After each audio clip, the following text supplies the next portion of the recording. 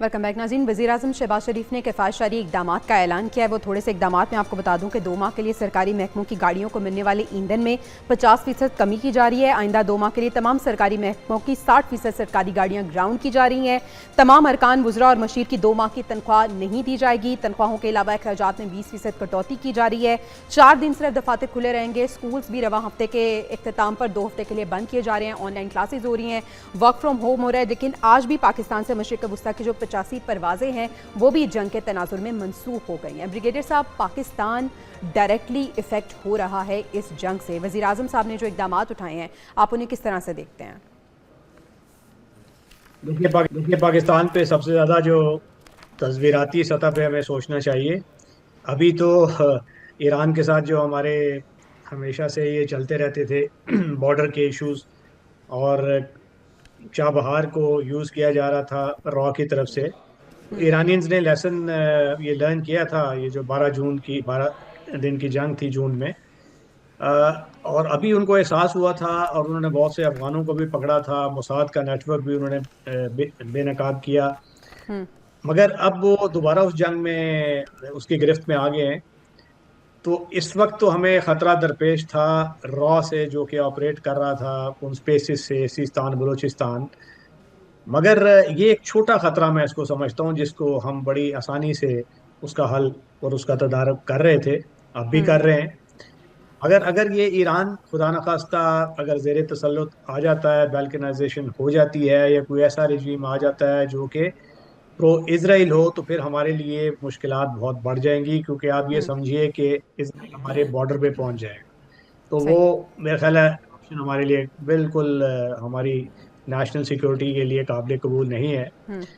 Economically yes, Pakistan oil importing मुल्क है। $10 भी अगर इसकी कीमत फी बैरल बढ़ती है, तो हमें 1.52 बिलियन यूएस डॉलर्स का हमारा इंपोर्ट बिल बढ़ जाता है। ऑलरेडी हमारा 18 से बिलियन के करीब हमारा इंपोर्ट बिल है, जो कि एक बहुत बड़ा नंबर है। और अगर इसमें ऊपर जाती है तादाद, तो हमारा फिजिकल जो स्पेस है वो कंस्ट्रेन होगा, हम स्ट्रेस में आएंगे।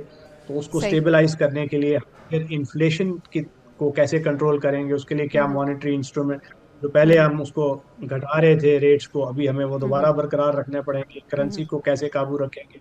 और ये जो मेजर्स लिए जा रहे हैं, मेरा ख्याल है ये तो एसेंशियल मेजर्स थे, क्योंकि गवर्नमेंट को लीड करना चाहिए ऑस्टेरिटी सही। मींस में। उसको ब्यूरोक्रेट्स को, जो पिछले दिनों बातें हुई थी कि बहुत सी मुराद पंजाब में दी गई, तो ये अच्छी बात है कि वो अगर वापस ली जाएं, क्योंकि हमने इस वक्त अवाम के पेन को समझना है। और ये बिल्कुल सही। ये पेन ऐसा आप है जो समझते हैं कि कि इकदाम बिल्कुल एक्सटर्नल शॉक की दुरुस्त वजह हैं। से। डॉक्टर चीमा, पाकिस्तान जो ऑलरेडी बहुत से चैलेंजेस से नबूर्द आजमा है, एक चैलेंज हम देख रहे हैं कि अफगानिस्तान के साथ गज़ब लिल हक की सूरत में हमें दरपेश है, और दूसरा अब हम देख रहे हैं कि इस जंग के असरात भी पाकिस्तान पर पड़ने शुरू हो गए हैं। जो इकदाम उठाए गए, आप उन्हें किस तनाजुर में देखती हैं और किस तरह से रीड करती हैं?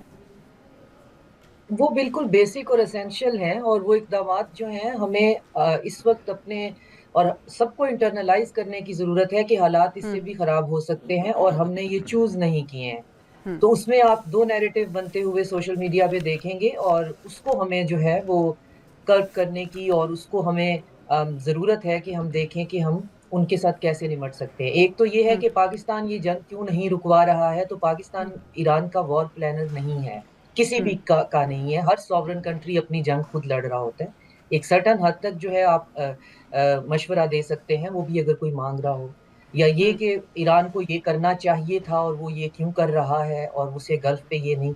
तो हमें कैटेगोरिकली जो है वो मीडिया पे भी, मीडिया स्फेयर पे भी ये बात अब करनी शुरू कर देनी चाहिए, क्योंकि हालात बहुत बुरी तरह से खराबी की तरफ जा रहे हैं।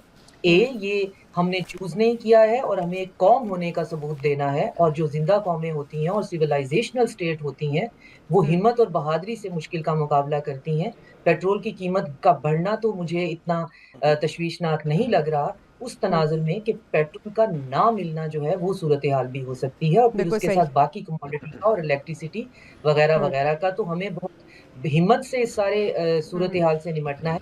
और हमारे पास एक बैटल हार्डेंड आर्मी है, और मेरा कभी-कभी दिल चाहता है कि अपनी क्लास की तरह मैं उन सारे लोगों को सामने बिठा लूँ, और फिर असेंबली में उनकी तरह उनसे पूछूँ कि वो जो ये कहते थे कि जी, हम इतना ज़्यादा अपनी डिटरेंस पे क्यों खर्च करते हैं? हमने ये बजट यहाँ क्यों रखा हुआ है? तो उनसे फिर पूछा जाए कि बजट रखने का मतलब क्या होता है, और अगर आपकी सॉवरेनिटी और आपकी इंटेग्रिटी जो है वो ही क्वेश्चन हो जाए और कंप्रोमाइज यानी हो जाए वक्त तो ने बाकी सारी जस्टिफाइड कर बातें दिया। आनी जानी वागा होती है। साहब बिल्कुल।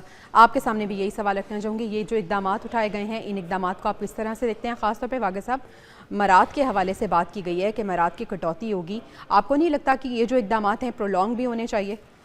देखिए, एक तो मैं थोड़ी सी फिक्र आपको बता दूं कि जिस दिन से ये जंग शुरू हुई है पूरी दुनिया में 35,000 परवाज़ें जो है ना वो मनसूख हुई हैं। अच्छा। और 14,000 परवाज़ें सिर्फ पाकिस्तान से जो है वो कैंसिल हुई हैं, और रोज़ाना तकरीबन लाहौर एयरपोर्ट से 15 से 16 और पूरे पाकिस्तान से 25 से 30 परवाज़ें जो हैं वो मनसूख हो रही हैं। ये तो इकॉनमी पे एक बहुत बड़ा असर आया।